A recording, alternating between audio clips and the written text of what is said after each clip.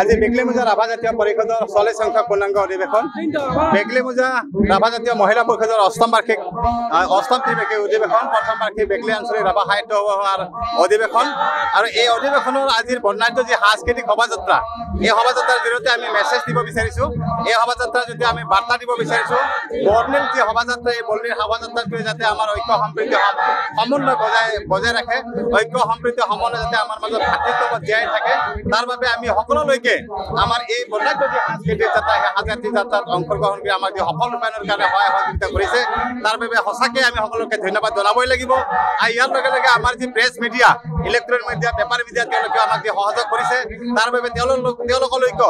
আমি আজি আমাৰ অনুষ্ঠানৰ তৰফৰ ফালৰ পৰা তিনিওটা জাতীয় সংগঠনৰ তৰফৰ ফালৰ পৰা বহুত ধন্যবাদ জ্ঞাপন কৰিছোঁ অনাগত সময়তো আমি আমাৰ যিখিনি আহিবলগীয়া সময় এই সময়খনত তেওঁলোকৰ সম্পূৰ্ণ সহায় সহযোগিতা আমি লাভ কৰিম বুলি আশা কৰিছোঁ আৰু গোটেই অঞ্চলবাসী ৰাইজৰ আজি আমাৰ 1 বজাত বকৰি সভা অনুষ্ঠিত হ'ব তাৰ আগে আগে আমাৰ প্ৰাক্তন কৰ্মীৰ সতীৰ্থ সন্মিলন অনুষ্ঠিত হ'ব গতিকে এই অনুষ্ঠানবিলাকতো যাতে আমাক সকলোৱে সহায় সহযোগিতা আগবঢ়ায় তাৰ বাবে মই কামনা কৰিছোঁ অনুষ্ঠানৰ তৰফৰ ফালৰ পৰা লগে লগে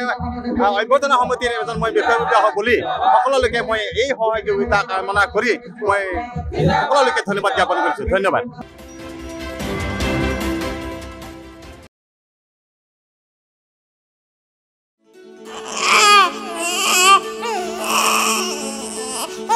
অভিনন্দন আপোনাৰ এজনী ছোৱালী জন্ম হৈছে